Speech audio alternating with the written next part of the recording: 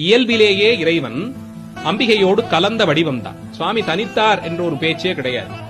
எப்போதுமே நீங்க கோயில்கள் எல்லாம் உற்சவ திருமேனிகளை, சிவபெருமானுடைய வடிவங்களை, நடராஜ திருமேனி, சோமாஸ்கந்தர் எல்லாம் உற்று கவனித்தீர்கள் என்றால் இரண்டு காதுகளிலும் அவர் அணிந்திருக்கக்கூடிய அணிகலன்கள் எப்போதுமே மாறித்தான் இருக்கும். இடது காதிலே தோடு அணிந்து கொண்டு, வலது காதிலே குழை அணிந்து கொண்டு இருக்கும்.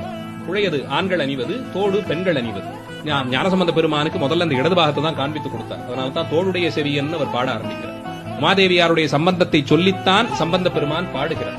நாளை தோளுடைய செவியன் வந்தவர் என்னமோ ஆந்தானா காதுல தோடு போட்டிருந்தார்பான்னு சொல்லும் விதமாக தொடங்குகிறார்.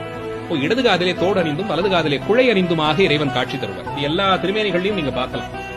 உற்சவ திருமேனிகள்ல உற்று நோக்கினால் காதிலே அணிந்திருக்கக்கூடிய அணிகலன்கள் எப்போதும் மாறி இருக்கும். இடது பாகத்திலே உமாதேவியாரை சுமந்திருக்கிறார் என்ற பொருள்பட இப்படி இயல்பிலேயே இறைவனுடைய திருமேனியிலே இடது பாகத்தை அம்பிகை ஆக்கிரமித்திருக்கிறார். ஆனால் கச்சி ஏகம்பத்தில் இன்னும் சிறப்பாக எல்லோரும் கண்டு தரிசிக்கும்படியாய் இடது பாகத்திலே சென்றவள் அப்படியே அணைத்துக் கொண்டாளாம்.